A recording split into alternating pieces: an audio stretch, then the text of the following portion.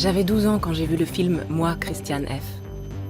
Ce film était censé nous mettre en garde contre la drogue. Au lieu de ça, il m'a fait découvrir un univers dont j'ignorais l'existence.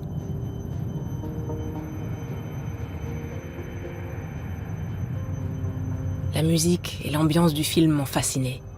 Je ne voulais qu'une chose, être comme elle, shooter à l'héroïne dans une discothèque berlinoise.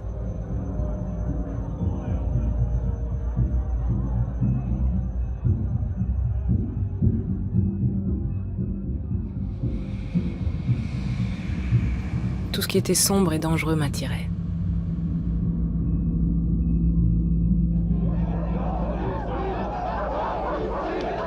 À 16 ans, je me suis ralliée à l'extrême droite.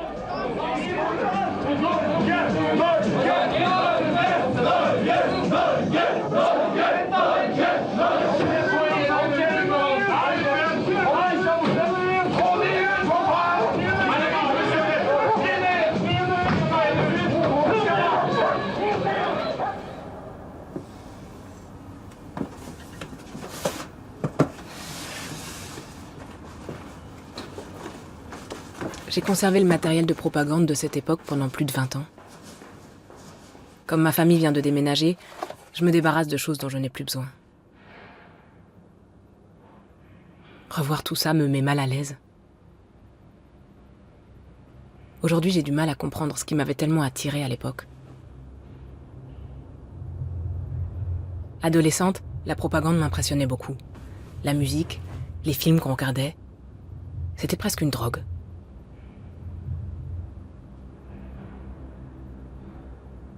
Je me souviens de l'attrait de l'interdit. À la vue des symboles nazis, mon cœur se mettait à battre plus vite.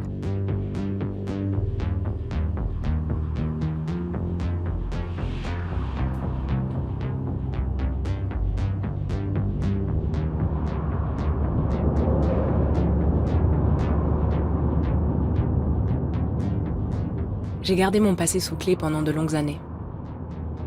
Mais à chaque attentat terroriste, ou à chaque fois qu'il est question de violence extrémiste, je suis bouleversée.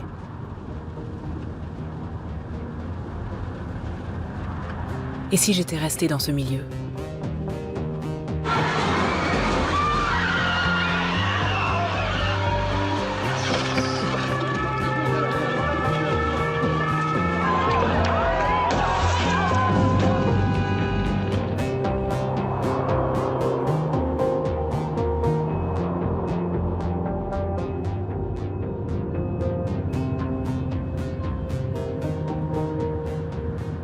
Je ne sais plus ce qui m'a donné le courage de partir. Je sais seulement que c'était très compliqué.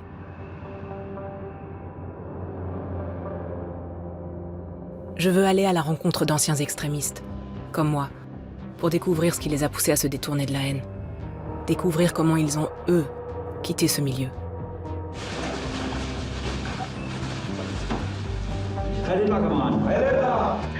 Hier steht Deutschlands Jugend.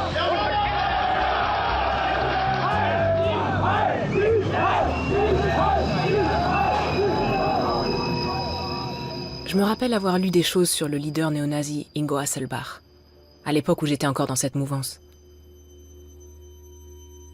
Quand j'ai voulu en sortir, Ingo a été un modèle pour moi. S'il y était arrivé, j'y arriverais aussi.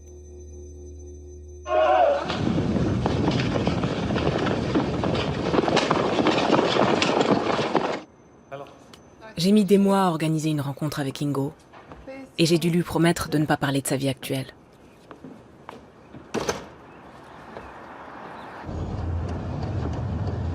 À l'époque, le jeune néo-nazi avait attiré l'attention des médias. Il le surnommait le Führer de Berlin. Winfried Bonengel, un réalisateur allemand, a fait un documentaire sur lui. Pour Ingo, ce tournage a marqué le début d'une profonde transformation.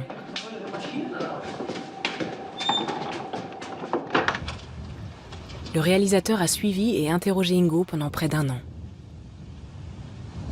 Vous avez évoqué qu'il existait d'importants stocks d'armes dans les milieux d'extrême droite. Pas de commentaire. Pourquoi? Pas de commentaire. Il me haïssait. Il m'a détesté pendant les 6 premiers mois de tournage. Je représentais quelque chose qu'il rejetait totalement. Il était écœuré par mes propos.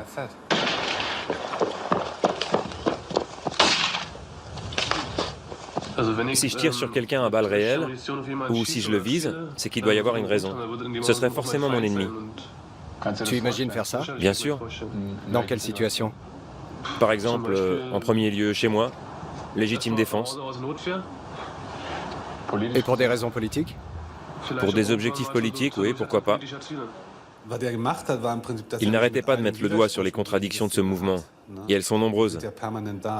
Il se saisissait immédiatement de chacune de mes contradictions pour me confronter à elles. À l'époque, on discutait souvent avec des journalistes ou avec des réalisateurs, mais il était le seul à faire ça. Les autres publiaient ce qu'on disait, alors que lui s'engouffrait dans la moindre faille pour me mettre au pilori. Les Juifs que j'ai connus, ou que je connais par l'histoire, ont toujours été des êtres cupides, à mes yeux. Des gens qui voulaient passer pour le peuple élu et s'emparer des leviers du pouvoir. Tu connais personnellement des Juifs? Moi, j'ai connu un Juif, oui. Parfois, on parlait de choses très banales. Quand on abordait le racisme, il se saisissait de l'idée qu'on s'estimait supérieur aux étrangers, par exemple. Et il me confrontait à ça, de but en blanc. Je ne pouvais que me rendre à l'évidence que c'était une ineptie totale.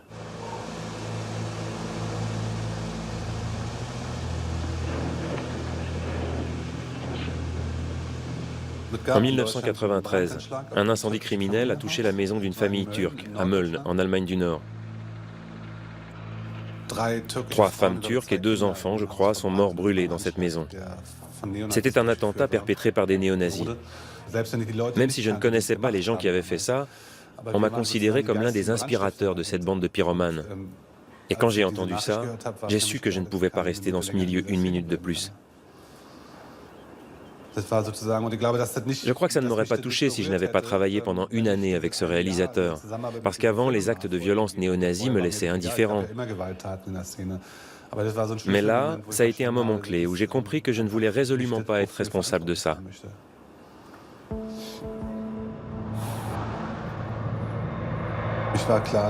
J'ai compris que je devais quitter l'Allemagne. Et c'était d'ailleurs la seule chose que je pouvais faire. Alors je suis parti à Paris avec Winfried Bonengel et j'y suis resté. Dans un premier temps, je savais que je devais juste partir le plus loin possible.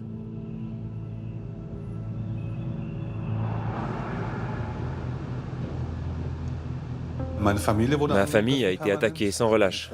Ma sœur a été agressée. Des tracts placardés partout disaient que j'étais recherché par le réseau néo-nazi. Et tout ça a culminé avec la publication de mon livre et l'envoi d'un exemplaire piégé à ma famille, un bouquin d'1 kilo qui renfermait une bombe. C'est un coup de chance qu'elle n'ait pas explosé. Ces menaces persistent en fait depuis 20 ans. J'en reçois toujours de temps à autre, encore aujourd'hui.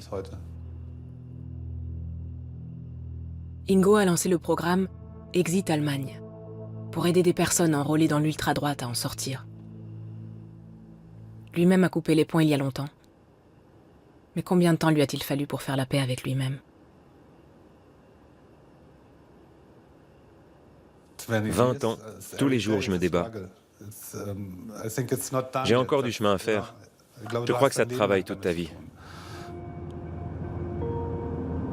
Ce n'est pas la réponse que j'espérais. Mon passé me poursuivra-t-il donc toute ma vie?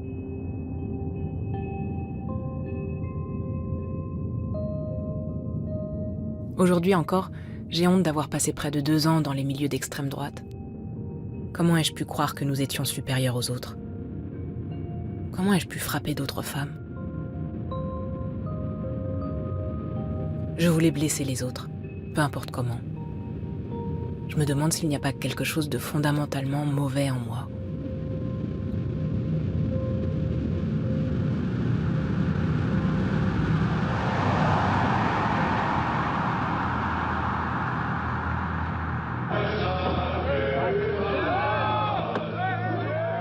Dans mon groupe, on admirait les néo-nazis allemands. Ils étaient plus entraînés, plus violents et mieux organisés que les Scandinaves.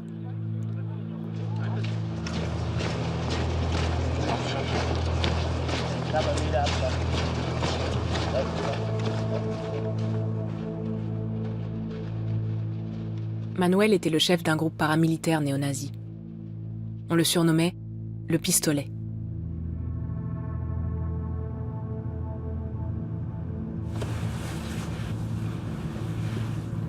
Repenti de l'extrême droite, il vit désormais caché.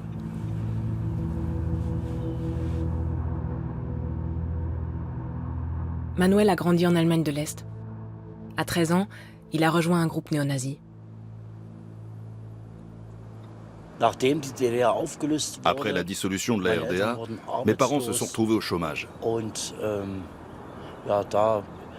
Et comme tous mes amis étaient d'extrême droite, je le suis devenu aussi. Je sentais que c'était une cause juste. Et j'étais fier aussi parce que c'était notre territoire, notre pays. Et les parasites n'avaient rien à y faire. Manuel a été condamné pour chantage, coups et blessures et incendie volontaire. À ce moment-là, il était encore un néo-nazi convaincu. Mais quelque chose de tout à fait inattendu s'est produit pendant son séjour en prison. Un camarade fumait du shit. Et je lui ai demandé pourquoi il avait un comportement aussi asocial. Là-dessus, on s'est disputé. Et on en est finalement venu aux mains. Ils étaient deux à me cogner, et j'étais seul. C'est alors que deux codétenus turcs me sont venus en aide. C'était assez humiliant que des animaux soient venus au secours d'un être humain.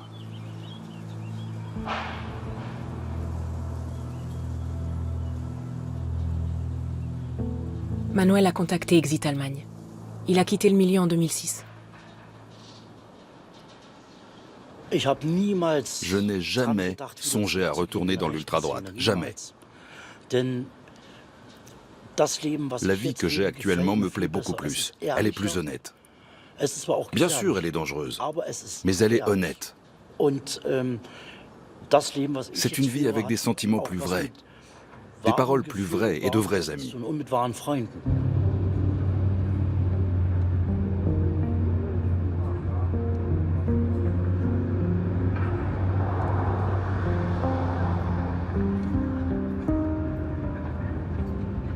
À l'école, j'étais harcelée et rejetée par les autres.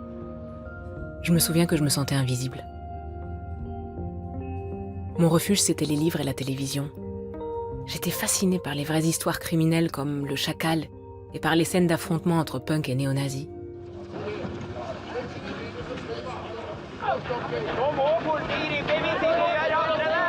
Tous les marginaux m'attiraient. Je voulais être néo-nazi et l'instant d'après, je voulais être antifasciste.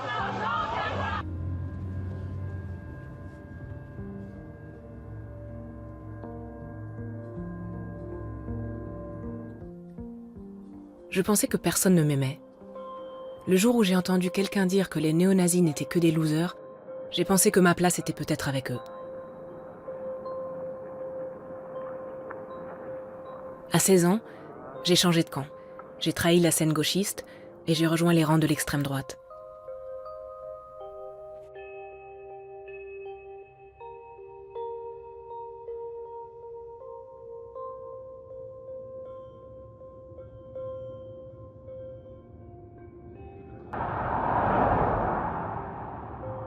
Il est difficile de trouver des femmes prêtes à parler de leur expérience dans ce milieu. Je me demande si la honte est plus grande chez les femmes.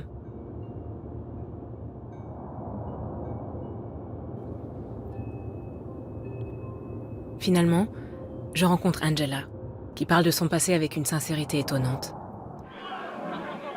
J'ai fait partie d'un groupe violent d'extrême droite pendant 8 ans. On était convaincus que les Blancs étaient supérieurs aux autres. On croyait sincèrement à l'existence d'un complot contre la race blanche. Entre le moment où je me levais et celui où je me couchais, mes seules préoccupations étaient d'assurer ma protection et d'éviter notre anéantissement.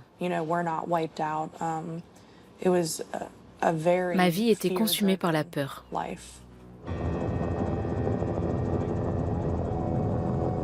you were just joining us at 9 o'clock this morning, an explosion occurred at the Alfred Murrah Federal Building in downtown Oklahoma City. A blast that was felt for miles away.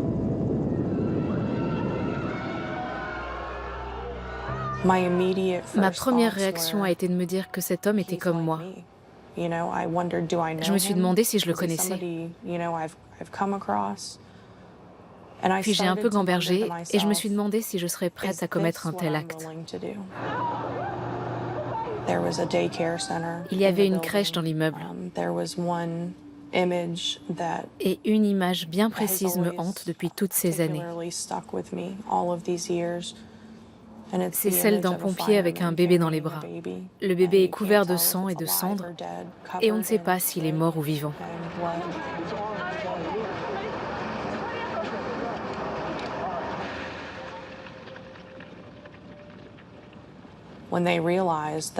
Quand ils ont compris que je voulais quitter le mouvement, ils m'ont envoyé des messages très subtils pour m'avertir que ça n'allait pas se passer comme ça. Entre autres messages, un matin, j'ai découvert des impacts de balles sur la façade de ma maison.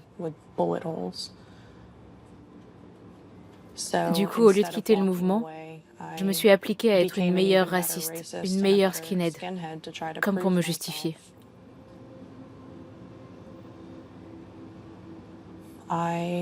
J'ai fait de la prison pour avoir participé à un vol à main armée.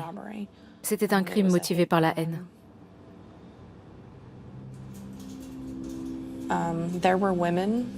Les femmes en prison venaient des 4 coins du monde. Elles étaient d'ethnies et de religions très variées. Mais ces femmes ne m'ont pas toutes manifesté de la haine et de la colère. Certaines d'entre elles, en particulier des femmes de couleur, m'ont traité avec gentillesse et compassion, alors que jamais je n'aurais fait la même chose. Un journal a publié un gros article sur mon affaire, et un matin, l'une de ces femmes l'a découvert. Elle l'a caché pour que les autres détenus ne le voient pas. C'était une femme de couleur qui n'avait aucune raison de me protéger. Ces femmes m'ont rendu mon humanité.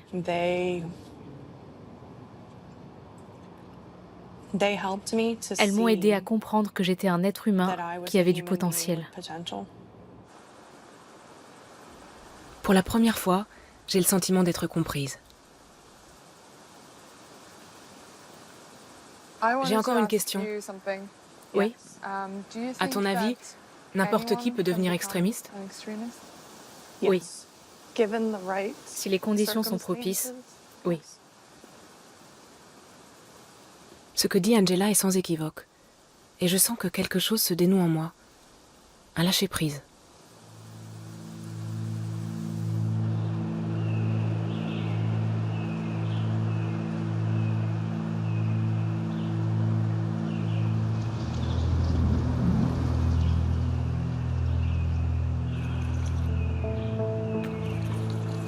Le milieu de l'ultra-droite n'a pas été à la hauteur de mes attentes. La plupart du temps, on se retrouvait ensemble à ne rien faire, si ce n'est attendre qu'il se passe quelque chose. Tous étaient paranoïaques et propageaient des rumeurs sur de supposés agents du Mossad et autres indices de la police. Personne ne me faisait confiance.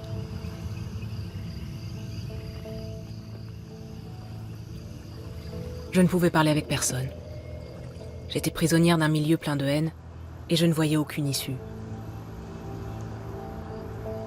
C'est à cette époque que j'ai contacté le professeur Touré Burgo, un spécialiste de l'extrême droite.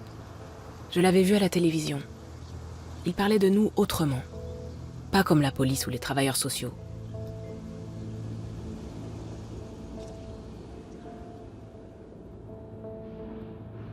Je lui ai demandé un rendez-vous.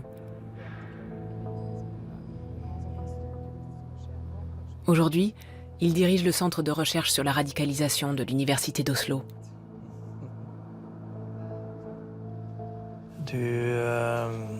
Tu étais assez parano. Tu envisageais de te sortir de là, mais tu ne savais pas si tu allais oser franchir le pas. Tu avais envie de me parler, mais moi, j'étais un peu dubitatif. Je ne savais pas trop à quoi m'attendre, étant donné que je ne te connaissais pas. Et j'étais conscient que je n'avais pas vraiment la cote dans le milieu nationaliste. Alors quand tu m'as donné rendez-vous dans un appartement en sous-sol dans le quartier du Grefsen, je n'ai pas exclu d'y être accueilli par 5 hommes armés de battes de baseball. J'ai fait un petit repérage des environs au préalable. Je crois que j'ai appelé d'une cabine téléphonique à l'école. Tout à fait. Finalement, un après-midi, je me suis décidé à venir.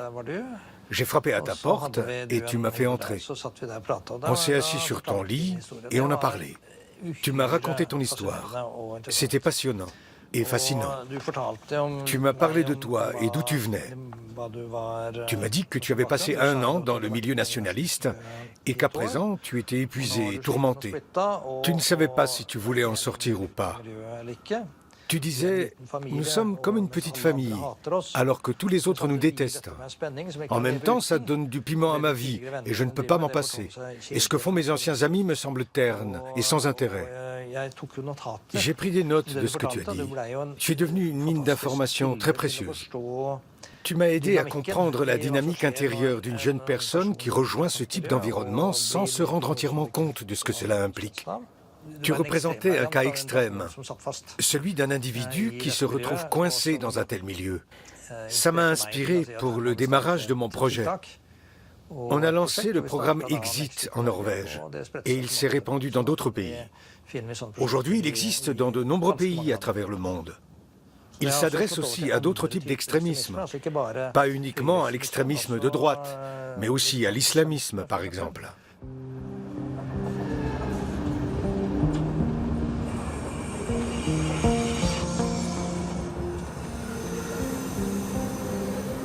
Six mois après ma rencontre avec Touré, j'ai appelé une amie pour lui demander de m'aider à sortir de ce milieu.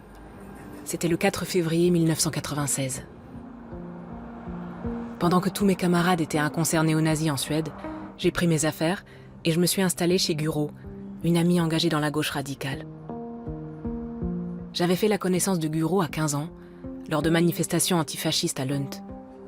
Quand j'ai viré de bord pour me ranger du côté de l'extrême droite, elle avait toutes les raisons de me détester. Pourtant, c'est elle que j'ai appelée, quand j'ai eu besoin d'être soutenue pour retrouver ma liberté. Tu te souviens à quoi tu as pensé quand je t'ai appelée? À quel sujet? Pour te demander de l'aide. Ah oui. On a eu une longue conversation. Elle a duré plus d'1 heure. Tu sautais sans arrêt du coq à l'âne. Au début, je me suis dit, je savais bien qu'elle était folle. Je crois bien que, juste avant de t'appeler, je me suis dit que si tu refusais de m'aider, je me suiciderais. Mais il est fort possible que le lendemain, j'ai décidé de rester dans ce milieu. Je prenais toujours les choses très au tragique à cette époque. Tout était soit tout noir, soit tout blanc, à vrai dire. Oui, tu étais très manichéenne. Tu te souviens de ce que tu as pensé à ce moment-là? Qu'est-ce qui a fait que tu as accepté de m'aider? Je n'ai jamais envisagé autre chose. C'était un acte politique de ma part. J'étais une militante antifasciste depuis de nombreuses années. On peut même dire depuis toujours. Je n'ai pas fait ça pour t'aider toi, mais pour m'aider moi. Non seulement tu as bien voulu m'aider, mais toi et ton ami du moment, vous m'avez aussi hébergé pendant plusieurs mois. Tu aurais habité où sinon? Beaucoup de gens auraient agi autrement. C'était un peu comme s'occuper d'un enfant. Tu n'as qu'à prendre ça comme une preuve de confiance. J'ai voulu passer ma crise d'adolescence sur toi. Mais il n'y avait aucune rébellion en toi. Si seulement tu t'étais rebellée, on aurait été ravis. Mais non, rien. Tu étais simplement triste et frustrée. Et tu ne captais rien. Tu étais complètement perdue. Tu voulais qu'on te dise quoi faire, quoi penser. Mais qu'est-ce qu'on en savait, nous? C'était comme si tu attendais de trouver de nouvelles personnes qui auraient réfléchi à ta place.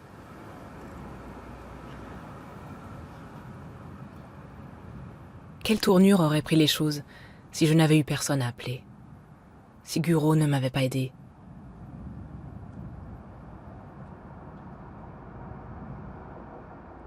Jusqu'où je serais allée? Est-ce que je serais encore là aujourd'hui?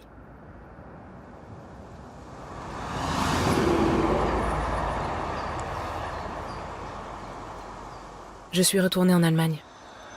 Les choses se présentent mal pour Manuel. Sa copine l'a quitté et les néo-nazis s'avouent la bite.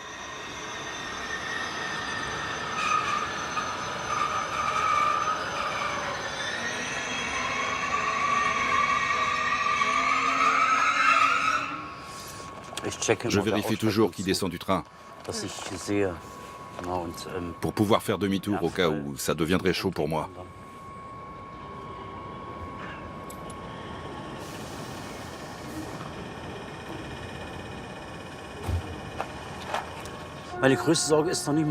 En fait, je m'inquiète moins pour moi que pour ma fille. Qu'est-ce que je fais si elle est touchée par tout ça? Même s'il ne la touche pas physiquement. Elle a tout juste 1 an. La petite serait marquée à vie par tout ce grabuge et ce stress. C'est ce qui m'inquiète le plus. Si ça devait arriver, je serais fou de rage. Et je ne respecterais plus rien. Je me connais. Attends. J'ai encore besoin d'une cigarette. Pour me calmer. Une petite minute.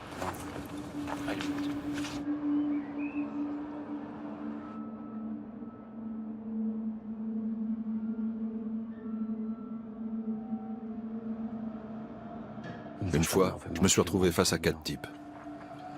Salauds de traîtres, salauds de tapettes, copains des juifs. Ils me traitaient de tous les noms.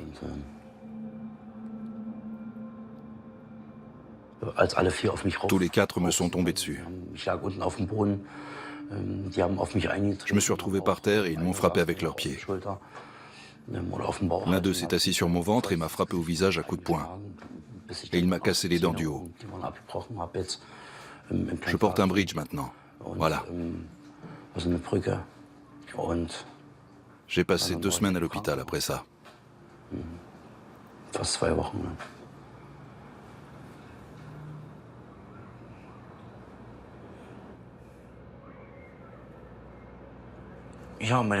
Ma fille s'appelle... Elle a 1 an, 1 mois et 28 jours.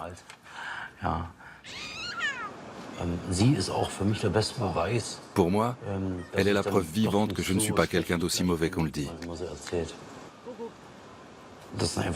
C'est très chouette d'avoir une fille, bien sûr.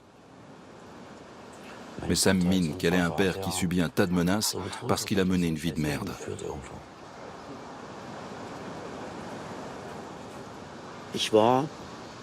Un jour, j'avais 18 ans à l'époque, j'ai vu 3 personnes qui n'étaient pas allemandes. En apparence, elles étaient d'origine indienne ou pakistanaise, enfin de ce coin là-bas. La femme a pris sa fille dans ses bras et le mari s'est mis devant sa femme, parce que je leur gueulais dessus du genre « C'est quoi votre problème ? Qu'est-ce que vous venez foutre dans ma ville, bande de bougnoules ?» etc., etc.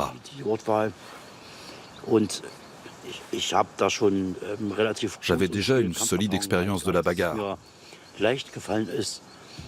si bien que je n'ai eu aucun mal à neutraliser le mari. La femme a alors voulu prendre la fuite avec sa fille. Bien sûr, puisque son mari ne pouvait plus la défendre. Alors j'ai rattrapé cette femme et je l'ai brutalisée. Elle a réussi à poser son enfant par terre, il pleurait évidemment. Et j'ai frappé cet enfant d'un coup de pied. Il y a eu d'autres actions de ce genre. Un jour, j'ai donné un coup de pied dans le ventre d'une femme enceinte. Elle en était au 7e mois. Quand elle s'est retrouvée étalée par terre, elle m'a fixé avec de grands yeux et sa tête était saisie de tremblements. Je l'ai regardée au fond des yeux et l'instant d'après, je lui ai donné un coup de botte dans le ventre. Elle a craché du sang. Là, de toute façon, il fallait qu'on se replie. Elle hurlait tellement fort que ça résonnait entre les tours. Mais depuis cette action, je ne peux plus regarder quelqu'un dans les yeux, ou pas longtemps. J'ai vraiment du mal, parce que je revois toujours les yeux de cette femme. Je ne me le pardonnerai jamais. Jamais. Je crois que c'est aussi pour ça que j'éprouve un amour infini pour ma fille. Et que je suis si attentionné pour elle. Peut-être que j'aurais éprouvé la même chose si cette histoire n'était pas arrivée. Mais peut-être que je cherche le pardon avec ma fille. Dans la nuit même, ils ont dû pratiquer d'urgence une césarienne pour sauver l'enfant. Les deux vont bien. Heureusement, l'enfant n'a pas eu de séquelles et a grandi normalement.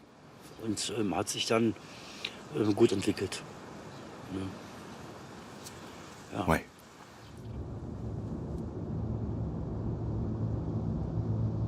Parfois, je me demande ce qui aurait pu arriver si j'étais restée, et si le mouvement avait été mieux organisé.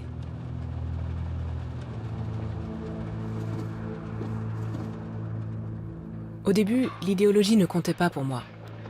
Mais petit à petit, j'ai commencé à croire ce qu'il me racontait. À 16 ans, j'étais prête à tout pour prouver ma loyauté.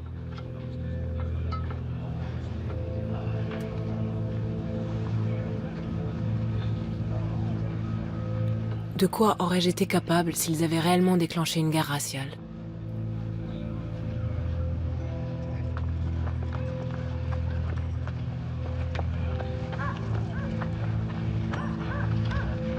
On pense que la violence, l'usage de la violence peut changer les choses, mais à partir du moment où vous l'utilisez, c'est la violence qui vous change.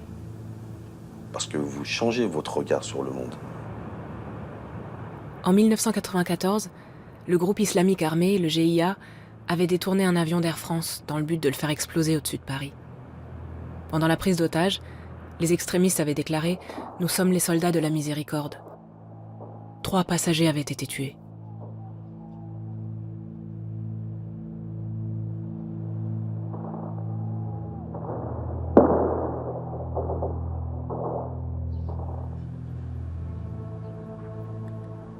David était membre du GIA. À l'époque, il était totalement convaincu par le djihad.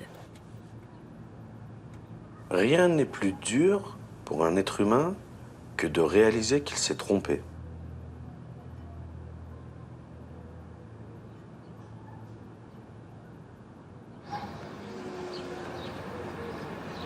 David a grandi dans une banlieue de Lyon. Sa mère qui l'a élevé était catholique. À 15 ans, il quitte l'école et se convertit à l'islam.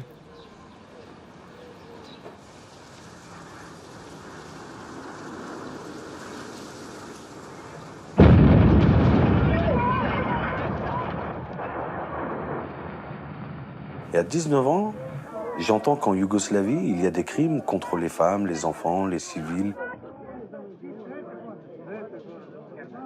Personne n'intervient, tout le monde détourne le regard, et je trouve... je ne veux pas être parmi les lâches qui ne voient pas ce qu'il se passe.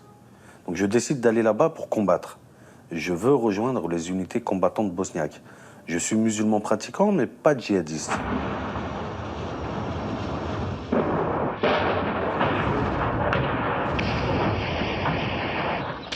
Sur place, je me rends compte que ça ne suffit pas. Je peux mourir dans une demi-heure. Et je me rends compte que être humaniste ne va pas suffire.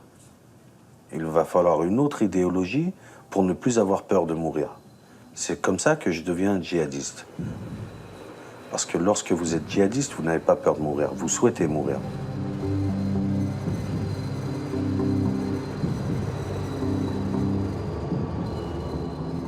David a été envoyé dans un camp d'entraînement d'Al-Qaïda en Afghanistan pour devenir un membre actif du GIA.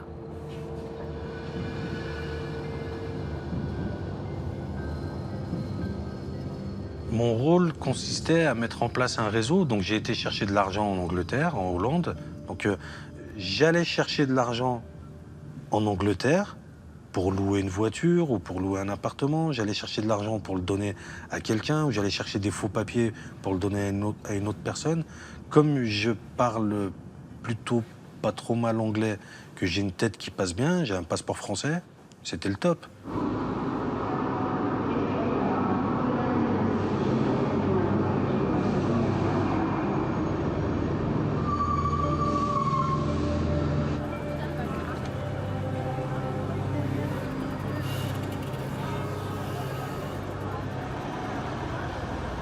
3 postes médicaux d'urgence traitent actuellement les blessés qui ont pu être sortis de la station Saint-Michel. Un chirurgien du Val-de-Grâce opérerait également sur le quai même où a eu lieu l'explosion les personnes les plus touchées. Actuellement, au total, on recenserait 4 morts, 30 blessés, dont 10 grièvement. L'explosion qui a détruit une rame du RER B en direction de Saint-Rémy-les-Chevreuses a eu lieu en pleine heure de pointe. Et que les pompiers ont pu accéder aux blessés. J'étais au volant de ma voiture quand j'entends parler de cet attentat la première fois. Et, il a fallu que je m'arrête sur le bas-côté parce que je sais qui a fait ça. Et je sais que ça ne fait que commencer. Mi-août, deuxième attentat, place de l'Étoile. Il y a 17 blessés. Aucune revendication, le GIA, groupe islamiste armé, est cependant le premier suspect. Le 26 août, un engin explosif est découvert sur la voie du TGV près de Cailloux-sur-Fontaine, à 25 km au nord de Lyon. L'enquête a conduit à l'arrestation de David et des autres membres du GIA. Dans leur chambre, les policiers découvriront des armes, mais aussi des fils, des composants électroniques, tout ce qui est nécessaire à la fabrication d'une bombe. Comme leurs frères musulmans extrémistes, David et Joseph ont épousé l'islam comme on épouse une révolution. Je pense à chaque minute que les policiers vont me tuer. Ils vont me jeter dans l'escalier, ils vont me mettre une balle. Je suis sûr de ça. Et pendant 4 jours, je n'ai pas été torturé. On m'a envoyé un médecin pour s'assurer que je n'ai pas été maltraité. On m'a commis un avocat d'office. On m'a respecté en tant qu'être humain. Et au bout des 4 jours, je suis surpris de ne pas avoir été torturé, de ne pas avoir été tué. Parce que je suis sûr que c'est ça qu'ils allaient me faire. Et ça me parle.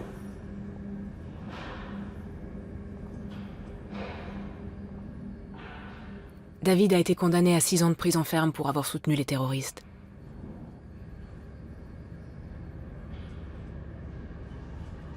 J'avais pas de parloir, pas de visite, pas de mandat, pas de courrier, aucun contact avec l'extérieur. Ma famille ne veut plus entendre parler de moi. Mes amis sont soit morts, soit en zone de guerre, soit en prison. Donc je ne reçois pas de courrier, pas de lettres, pas de visite, pas de... à l'ancienne.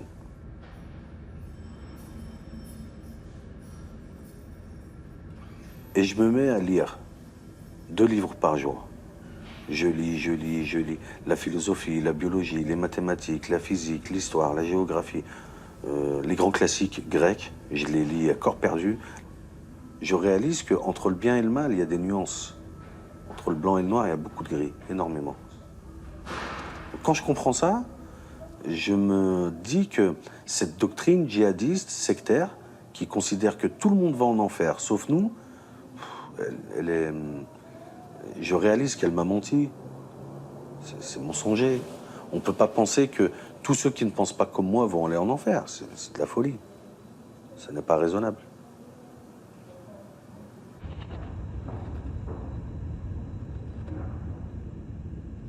David arrête de croire au djihad.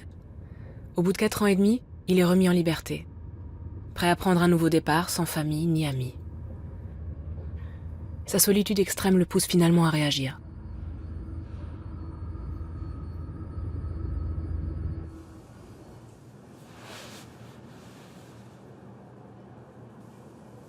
Une énorme dépression. Une angoisse terrible. Parce que vous êtes livré à vous-même. En fait,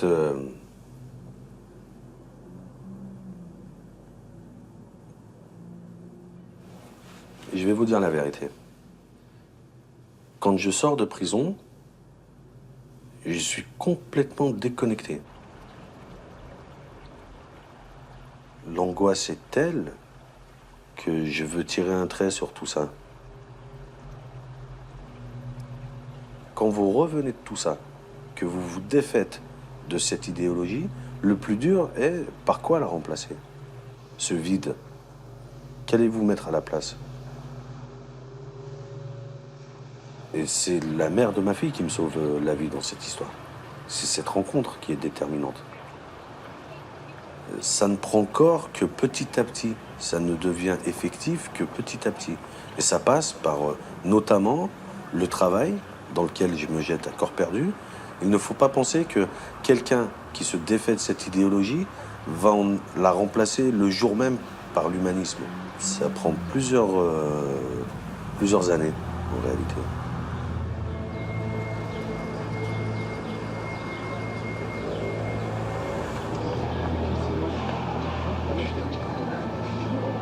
par là, restez sur place, là. Monsieur, c'est vous là. Ils ont commencé par le policier. Il fallait le neutraliser et ensuite ils ont abattu l'ensemble de l'équipe de rédaction. Avant les attentats de Charlie Hebdo, j'évite de parler de mon passé. Mais après le 7 janvier, je décide de sortir de l'anonymat. Je décide de participer au débat. Parce que le message s'est fermé là. C'est ce qu'on veut nous dire. Taisez-vous. La liberté d'expression, c'est fini. Et vous allez arrêter de blasphémer. Alors que c'est la culture française, le blasphème. Ça fait partie de la caricature, le blasphème, ça fait partie de notre culture. On ne peut pas l'accepter.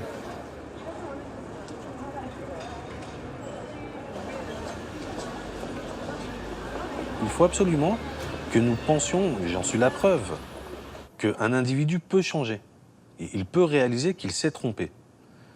Donc, si nous pensons que cette idéologie fabrique des individus irrécupérables, c'est qu'elle a gagné déjà. Et nous, nous avons perdu. Et hors de question d'admettre ça, hors de question. Jamais.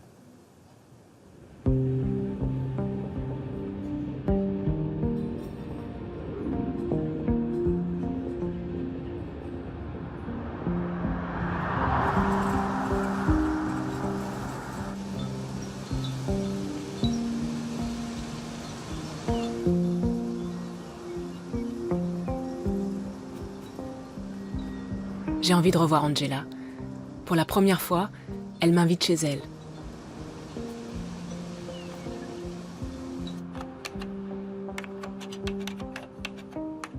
Angela travaille 24 heures sur 24 pour l'organisation Life After Hate, autrement dit, la vie après la haine, qui lutte contre la violence radicale.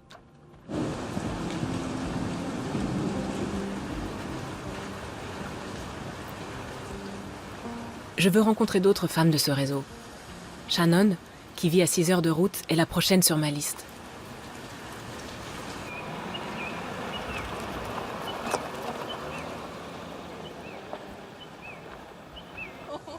Bienvenue. Merci.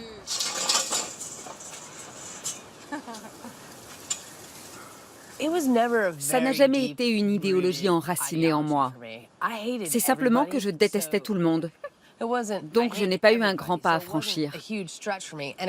Et puis c'était le prix à payer pour faire partie de cette grande famille toujours prête à me défendre. Alors que moi j'avais le sentiment que ma place n'était nulle part. On a tellement de choses en commun. Quand je te vois, j'ai l'impression de me regarder dans un miroir. C'est vrai. Combien de temps t'es restée dans ce mouvement? Je dirais 3 ans et demi, 4 ans, principalement vers la fin de l'adolescence. À 14 ans, j'ai été violée lors d'une fête. C'était juste avant mes 15 ans. Je suis désolée. L'année qui a suivi, j'allais relativement bien. J'allais relativement bien parce que j'avais un petit ami avec qui j'ai commencé à sortir juste après que ce soit arrivé. Alors beaucoup de troubles liés au viol ont été en quelque sorte mis en sourdine. Sauf qu'après, on a rompu. Et là, j'ai tout pris en pleine face. Le traumatisme lié au viol m'a submergée comme un raz-de-marée. J'ai été envahie par la colère sans comprendre pourquoi. Je ne savais pas d'où elle venait. Avant de m'impliquer dans l'extrême droite, moi aussi j'ai été violée à l'âge de 14 ans. Je suis désolée que tu sois passée par là. Il était membre d'un gang. Il avait une arme à feu. C'est exactement la même histoire. J'avais bu et pris des drogues et j'ai eu tellement honte. Je me disais que si je n'avais pas bu, ce ne serait pas arrivé. J'ai fait une tentative de suicide. Oh. Je suis contente que tu sois encore là. J'ai avalé un flacon rempli de je sais plus quoi. On avait une voisine infirmière et ma mère s'est précipitée chez elle en disant « Elle a avalé plein de cachets ». L'infirmière lui a donné un sirop vomitif. Je n'ai plus jamais recommencé. C'est sidérant la quantité de traumatisme et de maltraitance que des personnes comme nous ont enduré. Oui. Et pense à tous ceux qu'on a blessés et qu'on a oubliés. On en parlait hier. On ne sait pas ce qu'ils sont devenus. Combien de temps faut-il pour se pardonner soi-même pour ce qu'on a fait?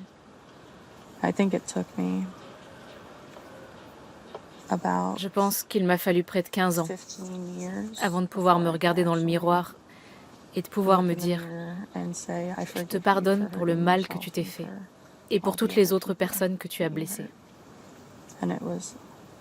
Mais ça a été très dur.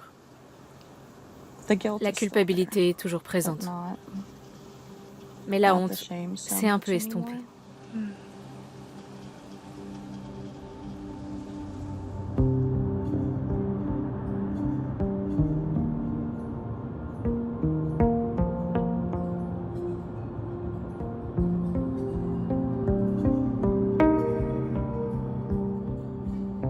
Le militantisme radical m'avait peut-être attiré parce qu'il était parfaitement en accord avec ce que je ressentais.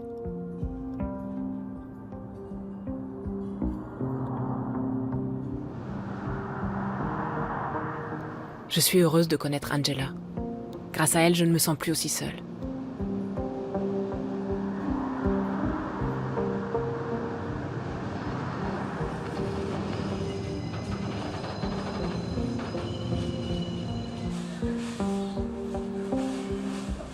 Manuel a décidé de déménager.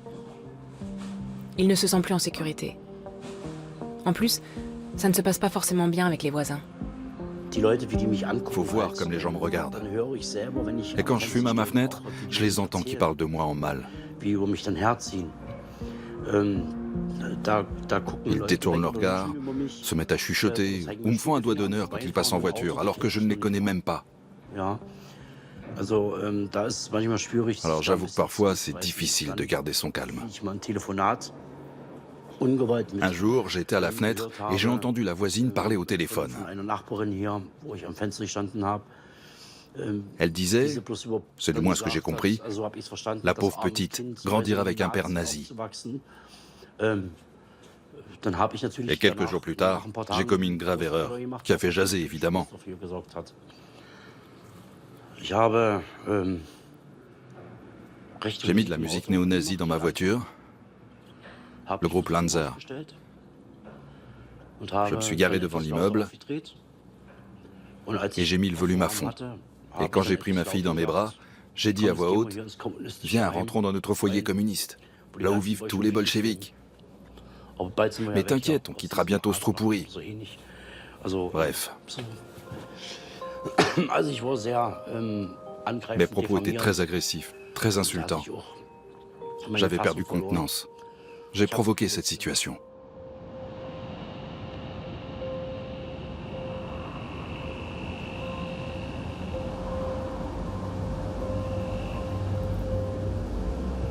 Je me souviens d'un voyage en Basse-Saxe en 1995. On allait à un concert nazi. J'étais dans le milieu depuis 1 an et j'allais enfin rencontrer les Allemands.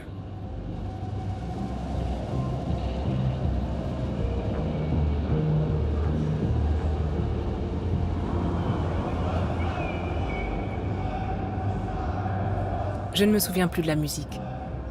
Je me rappelle seulement une foule de skinheads et moi parmi eux.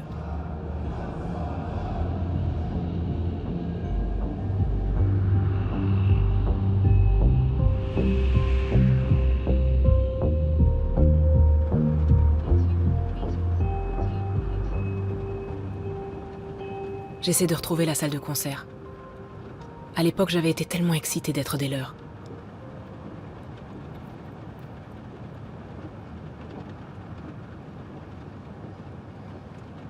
Mais quand plus de 1000 skinheads se sont mis à hurler des slogans nazis, ça m'a fait froid dans le dos. Ce n'était plus un jeu.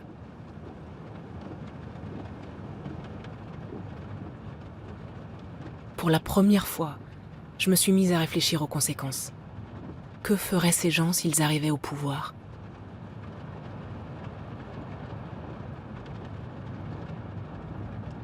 Dès cet instant, j'ai su qu'il fallait que je quitte ce mouvement.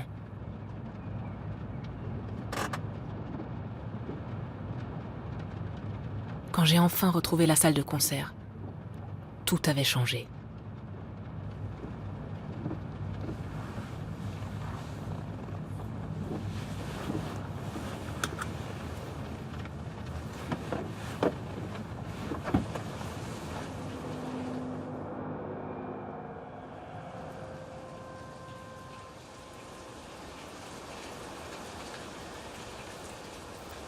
Le monde a continué d'évoluer, et je suis prête à en faire autant.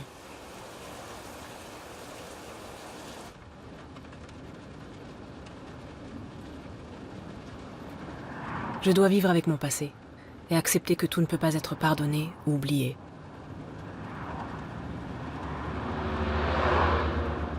Mais nous devons croire en une seconde chance.